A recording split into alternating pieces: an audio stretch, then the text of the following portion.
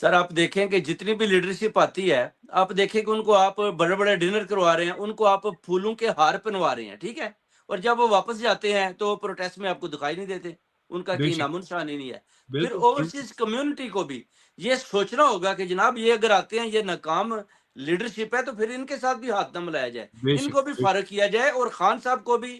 کسی طرح سے پیغامات بھیجے جائیں کہ یہ آپ کی لیڈرشپ جناب فیل ہے۔ ہم نے فیل تو اوورسیز کمیونٹی نے ہمیشہ ان کو کہتے ہیں نا کداڑوں دے اتے چک کے تے پھرے ہیں جی۔ آپ کو بے بھی شک، پتا ہے کہ ہر ایک نے عزت پائی، یہ مشوانی صاحب آئے ہیں، یہ جناب